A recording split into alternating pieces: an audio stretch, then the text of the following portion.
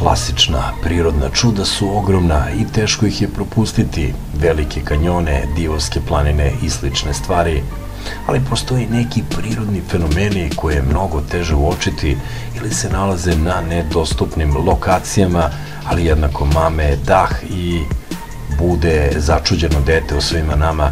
Predstavljamo bukvalno nekoliko neobičnih, ali i potpuno prirodnih fenomena.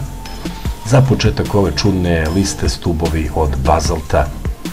Bazalt je vrlo često siva do crna, bazična, ekstruktivna, magmatska stena. Ove šestroktutne stubove koji izgledaju kao da ih je napravio čovek zapravo oblikuje lava koja se hladi. Jedan od najpoznatijih primjera je Giant's Causeway na obali Irske, iako je najveći Devil's Tower u Wyomingu. Bazalt može da formira i drugačije, ali jednako fascinantne oblike.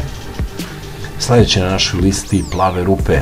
Plave rupe su ogromna i nagla udubljenja pod vodom koja su dobila ime po drugačijoj nijansi boje kada se posmatra sa visine. Mogu da budu stotine metara duboki, a ronioci uglavnom nisu u stanju da ih u potpunosti istraže, a zbog nedostatka kiseonika uglavnom su prazne, što ih čini poprilično sablasnim. Neke plave rupe, međutim, sadrže drevne fosilne ostatke koje vekovima čuvaju u svojim dubinama. Mamutski oblaci sledeći na našoj listi. Izgledaju zlokobno, a često svoj izgled i opravdavaju olujom koja sledi nakon njihove pojave ili nekim drugim ekstremnim vremenskim uslovima. Obično se sastoje od leda i mogu da pokriju hiljade kilometara površine, a pojedini oblici mogu da ostanu vidljivi i 10 do 15 minuta. Iako se čini da oni stvaraju nevolje, oni su ipak samo glasnici koji se pojave pre, a ponekada čak i posle oluje. Vatrena duga sledeća na ovoj čudnoj listi. Ove vatrene duge se pojavljuju zaista retko, a zavise od trenutnog položaja sunca i formacije oblaka. Kristali unutar oblaka lome svetlost u različitim valovima spektra, ali samo ako su okolnosti savršene u odnosu na sunce oblak, odnosno tlo ispod njih. Zbog retkosti ovog događaja postoji relativno malo fotografija ovog veoma neobičnog prirodnog fenomena. Lecasti oblaci sledeći na našoj listi.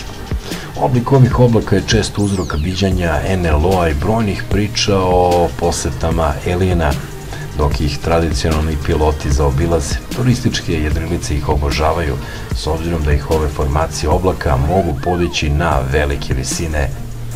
Opšte je poznato, lecasti oblaci se formiraju kada se vetar velike brzine kreće oko velikog objekta na zemlji, recimo poput planine. I za kraj ove čudne liste svetlosni stubovi.